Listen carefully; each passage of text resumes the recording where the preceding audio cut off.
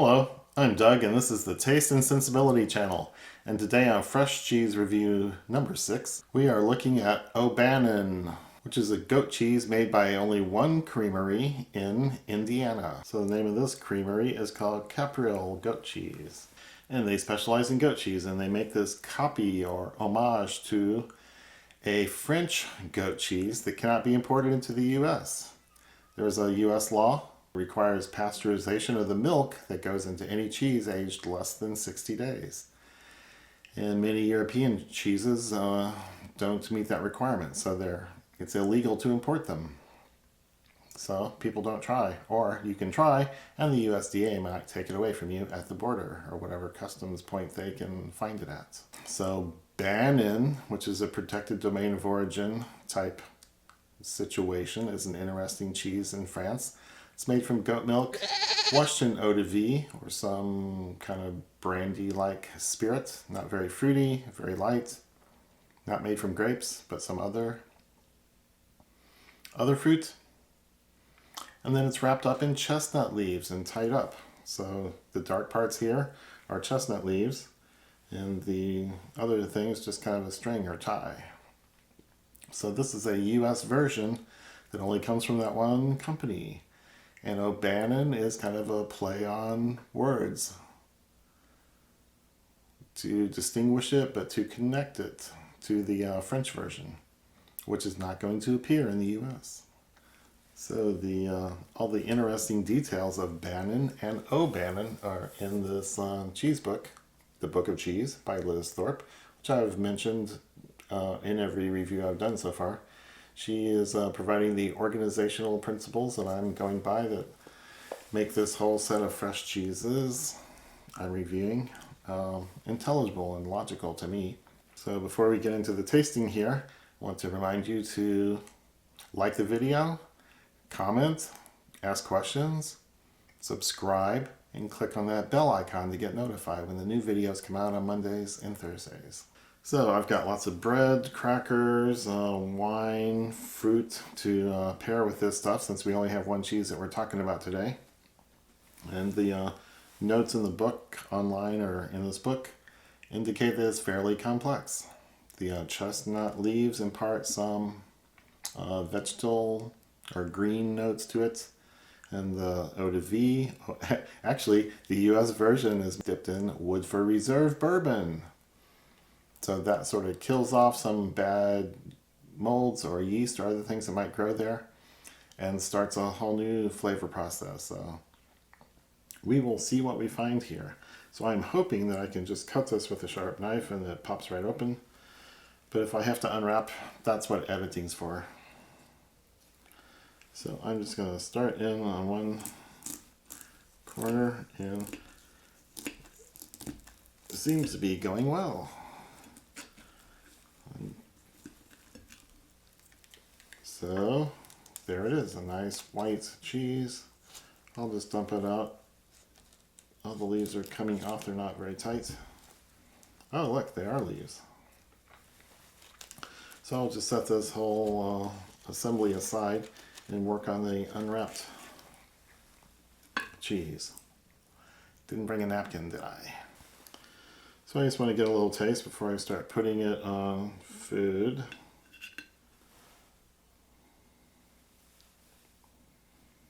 Oh, a little piece of leaf. I guess I'll eat it. So it's pasty and dense. A little salt. A little tartness.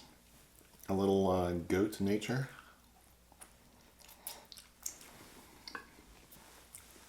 I'd say it's a tiny bit animal-y and goaty. That gamey note. It's often in goat cheese, but it's not very strong. There's kind of a sweetness. There's a tartness, like a lemon, a citrus brightness to it. Don't know how to describe it beyond that.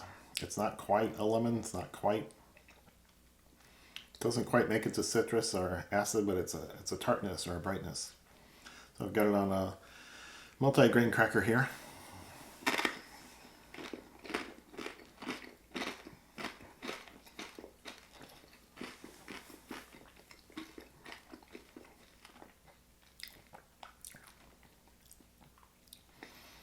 So it's good. The cracker takes away some of the goaty note. Gonna put it on another kind of cracker, a buttery cracker here.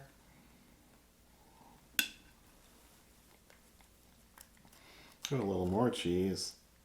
It's a higher cheese to cracker ratio than last time.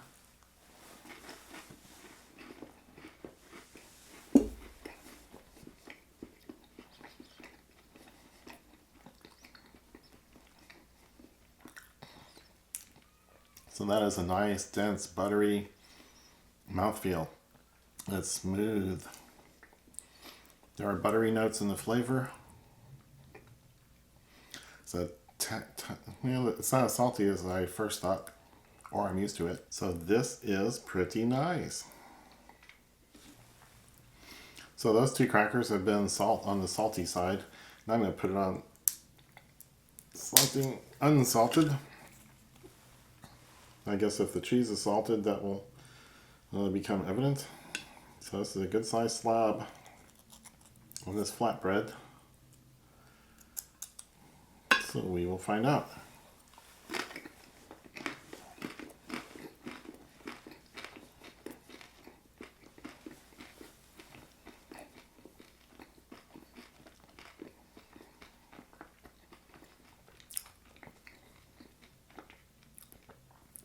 Yeah, I think you can make the case that the cheese is lightly salted.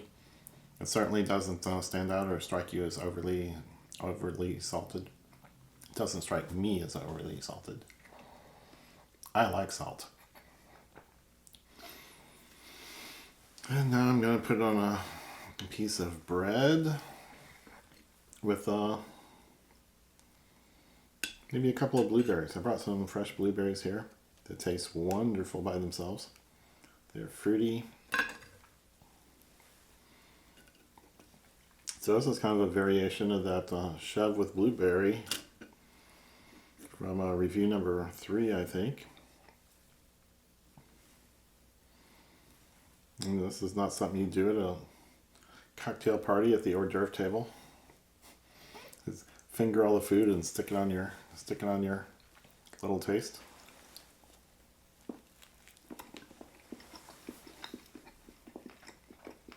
Wow. Wonderful contrast. Don't really notice any goatiness when the blueberries are popping and fruity and bright.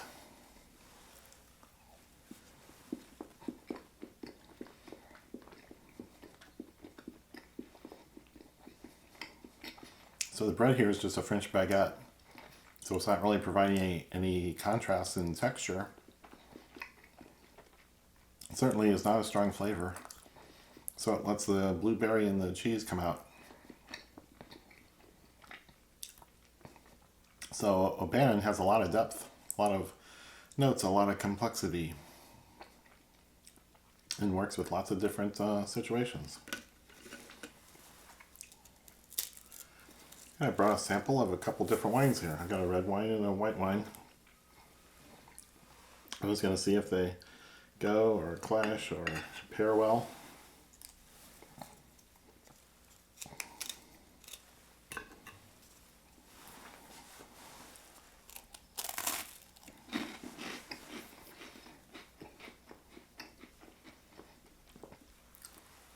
I'll do the white one first.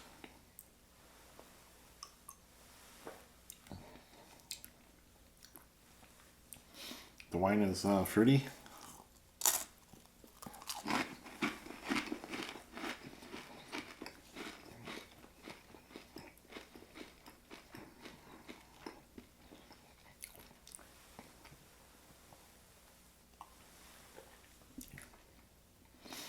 And that is nice. I'm noticing the goat less and less. So it's not a constant, persistent note in the cheese. Mostly when it's by itself. Now I'll do one more little piece and check against the red wine.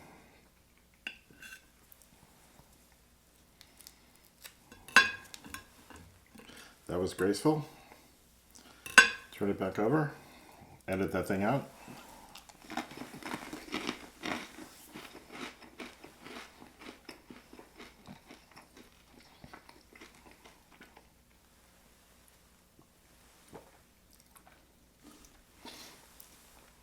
That's a little more of a conflict. So I think the white wine goes with the crackers and cheese better. So, O'Bannon from Indiana, from Capriole Goat Cheese's Creamery. And Judy Schaff, I think, is the inventor of the cheese and the operator of the creamery.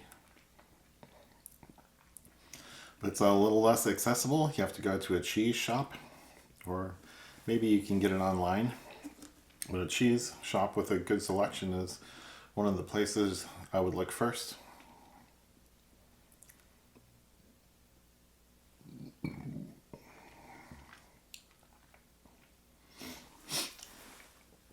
So it's one way to get an idea of what Banon PDO from France is like, with this copy or a homage of that cheese that's domestic here in the US and made from the milk of goats.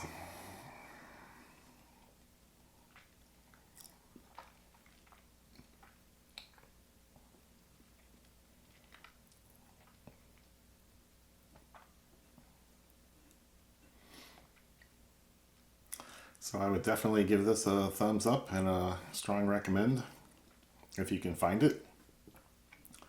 You can ask in your cheese shop or cheese department if they've heard of it or carry it. So remember to like, comment, leave a question, subscribe to the channel, and click the bell. And stay tuned for the next cheese review, and that's all for now.